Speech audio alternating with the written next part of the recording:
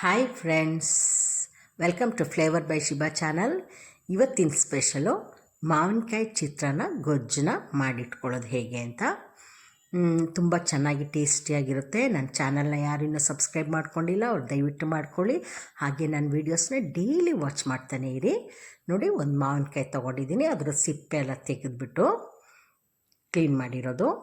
ಈಗ ಗ್ರೈಂಡ್ ಮಾಡೋಕ್ಕೆ ಏನೇನು ಬೇಕು ಅಂತ ಹೇಳ್ತೀನಿ, ನೋಡ್ಕೊಳ್ಳಿ. 4 ಅಥವಾ 5 ತೊಳೆ ಬೆಳ್ಳುಳ್ಳಿ, 4 ಹಸಿಮೆಣಸಿನ್ಕಾಯಿ, ಒಂದು ಸ್ವಲ್ಪ ತೆಂಗಿನಕಾಯಿ, ಸ್ವಲ್ಪ ಕೊತ್ತಂಬರಿ ಸೊಪ್ಪು ಮತ್ತು ಜೊತೆಗೆ ಮಾವಿನಕಾಯಿ ಪೀಸ್ಗಳನ್ನ ಮಾಡಿ ಹಾಕ್ಕೊಳ್ಬೇಕು. ಮಿಕ್ಸಿ ಜಾರ್ ತೊಗೊಂಡು ಮಿಕ್ಸಿ ಜಾರ್ಗೆ ಮಾವಿನಕಾಯಿ ಕಟ್ ಮಾಡಿರೋದು ಪೀಸಸ್ನೆಲ್ಲ ಹಾಕ್ಕೊಳ್ಬೇಕು.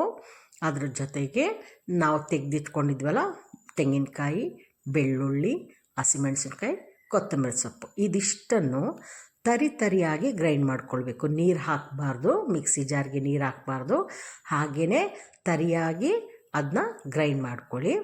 ಅದಾದಮೇಲೆ ನೋಡಿ, ಎಲ್ಲ ಹಾಕ್ತಾಯಿದ್ದೀನಿ. ಈಗ ಹಾಕಿ ಈ ಥರ ಗ್ರೈಂಡ್ ಮಾಡ್ಕೊಳ್ಳಿ. ಎಲ್ಲ ತರಿಯಾಗಿ ಸಿಗಬೇಕು. ಇದಾದಮೇಲೆ ನೀರು ಹಾಕಬಾರ್ದು, ನೆನಪಿಟ್ಕೊಳ್ಳಿ. ಇದಾದಮೇಲೆ ಬಾಣಲಿ ಇಡಬೇಕು. ಬಾಣಲಿಗೆ ಎಣ್ಣೆ ಹಾಕ್ಕೊಳ್ಳಿ. ಎಣ್ಣೆ ಸ್ವಲ್ಪ ಜಾಸ್ತಿನೇ ಹಾಕಿ, ಬರೀ ಸಾಸಿವೆಗೆ ಮತ್ತು ಸಿಡಿಲಿಕ್ಕೆ ಮಾತ್ರ ಹಾಕೋದಲ್ಲ.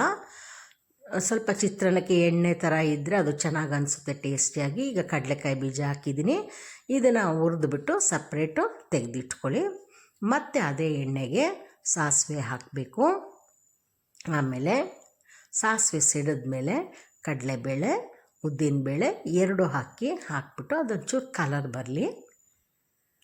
ಒಂಚೂರು ಲೈಟ್ ಕಲರ್ ಬರುತ್ತೆ, ಮೀನ್ಸ್ ಫ್ರೈ ಆಗ್ತದೆ ಅಂತ. ಇಲ್ಲಾಂದರೆ ಹಸಿ ವಾಸನೆ ಅನಿಸುತ್ತೆ. ಮೆತ್ತೆ ಆದರೆ ತಿನ್ಲಿಕ್ಕೆ ಖುಷಿ ಅನಿಸಲ್ಲ.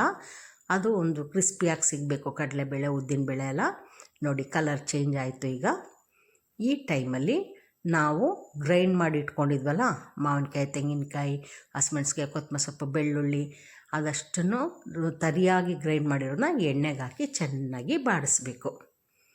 ನೋಡಿ, ತುಂಬ ಟೇಸ್ಟಿಯಾಗಿರುತ್ತೆ. ಲಂಚ್ ಬಾಕ್ಸ್ಗೆ ಬೆಳಗ್ಗೆ ಬ್ರೇಕ್ಫಾಸ್ಟ್ಗಳ ಚೆನ್ನಾಗಿರುತ್ತೆ. ಲಂಚ್ ಬಾಕ್ಸ್ ತೊಗೊಂಡೋದ್ರೂ ಆ ಟೇಸ್ಟ್ ಹಾಗೆ ಇರುತ್ತೆ, ಡ್ರೈ ಆಗೋಲ್ಲ ಚಿತ್ರಾನ್ನ. ಅದಾದಮೇಲೆ ಒಂದು ಈರುಳ್ಳಿನ ಕಟ್ ಮಾಡಿ ಹಾಕಿ, ಸಣ್ಣದಾಗಿ ಕಟ್ ಮಾಡ್ಕೊಂಡ್ರೆ ಮೀನ್ಸ್ ಸ್ಲೈಸಾಗಿ ಕಟ್ ಮಾಡಿ ಹಾಕ್ಕೊಳ್ಬೇಕು. ಅಂದರೆ ಬಾಯಿಗೆ ಸಿಗಬೇಕು ನಮಗೆ ಆ ಈರುಳ್ಳಿದು, ಇದು ಬಾಯಿಗೆ ಸಿಗಬೇಕು. ಆ ಥರ ಹಾಕ್ಕೊಳ್ಳಿ. ಅದು ಕೂಡ ಚೆನ್ನಾಗಿ ಆ ಎಣ್ಣೆಲೇ ಸ್ವಲ್ಪ ಫ್ರೈ ಆಗಲಿ. ಸ್ವಲ್ಪ ಅರಿಶಿನ ಪುಡಿ ಹಾಕ್ಕೊಳ್ಳಿ. ಅದಾದಮೇಲೆ ಉಪ್ಪು, ರುಚಿಗೆ ಎಷ್ಟು ಬೇಕೋ ಅಷ್ಟು ಉಪ್ಪನ್ನ ಹಾಕ್ಕೊಳ್ಬೇಕು. ಹಾಕ್ಕೊಂಡು ಚೆನ್ನಾಗಿ ಮಿಕ್ಸ್ ಮಾಡಿ ಸಿಮ್ಮಲ್ಲೇ ಇಟ್ಕೊಳ್ಳಿ. ಫುಲ್ ಫ್ಲೇಮಲ್ಲಿ ಇಡಬೇಡಿ, ಸಿಮ್ಮಲ್ಲೇ ಇಟ್ಕೊಳ್ಳಿ. ಇಟ್ಬಿಟ್ಟು ಅದಾದಮೇಲೆ ಮುಚ್ಚಿಡಿ. ಒಂದು 2 to 3 ಮಿನಿಟ್ಸ್ ಅದು ಬೆಂದಂಗಾಗಲಿ. ನೋಡಿ ಎಷ್ಟು ಬೇಗ ಕಲರ್ ಚೇಂಜ್ ಆಯಿತು, ಆ ಎಣ್ಣೆ ಎಲ್ಲ ಮೇಲೆ ಬಿಟ್ಕೊಳ್ತಾ ಇದೆ ಅಂತಂದ್ಬಿಟ್ಟು. ಇದು ಈಗ ರೆಡಿ ಆಯಿತು. ನೋಡಿ, ಮಾವಿನಕಾಯಿ ಚಿತ್ರಾನ್ನದ ಗೊಜ್ಜು ರೆಡಿಯಾಗಿದೆ. ಇದಕ್ಕೆ ರೈಸ್ನ ಮಿಕ್ಸ್ ಮಾಡ್ಕೊಳ್ಳಿ. ಕಡಲೆಕಾಯಿ ಬೀಜನ ಹುರಿದಿಟ್ಟಿರ್ತೀವಲ್ಲ ಅದನ್ನು ಹಾಕ್ಕೊಳ್ಳಿ. ಅದನ್ನು ಹಾಕ್ಕೊಂಬಿಟ್ಟು ಮಿಕ್ಸ್ ಮಾಡಿ. ನಾನು ಯಾಕೆ ಅದನ್ನು ತೆಗೆದಿಟ್ಕೊಳ್ತೀನಿ ಅಂತಂದರೆ ಅದು ಚೆಂದ ಕ್ರಿಸ್ಪಿಯಾಗಿರುತ್ತೆ. ಇದ್ರ ಜೊತೆ ಆಗುವಾಗ ಸ್ವಲ್ಪ ಮೆತ್ತೆ ಆಗಿಬಿಡುತ್ತೆ ಬೇಯಲಿಕ್ಕೆಲ್ಲ ಬಿಟ್ಟರೆ. ಅದಕ್ಕೆ ಸಪ್ರೇಟ್ ಇಟ್ಬಿಟ್ಟು ಅನ್ನ ಮಿಕ್ಸ್ ಮಾಡುವಾಗ ಹಾಕ್ಕೊಳ್ತೀನಿ. ನೋಡಿ, ಚಿತ್ರಾನ್ನದ ಗೊಜ್ಜು ರೆಡಿಯಾಗಿದೆ. ಇದನ್ನು ಇಟ್ಕೊಳ್ಬೋದು, ಫ್ರಿಡ್ಜಲ್ಲಿ ಬೇಕಾದ್ರೆ ಇಟ್ಕೊಳ್ಬೋದು, 1 ವೀಕೆಲ್ಲ ಇಟ್ಕೊಳ್ಬೋದು. ಆಮೇಲೆ ಆ ರೈಸ್ ಜೊತೆ ಮಿಕ್ಸ್ ಮಾಡ್ಕೊಳ್ಳಿ. ತುಂಬ ಟೇಸ್ಟಿಯಾಗಿರುತ್ತೆ. ನೆಕ್ಸ್ಟ್ ವೀಡಿಯೋದಲ್ಲಿ ಮೀಟ್ ಮಾಡೋಣ. ಬಾಯ್.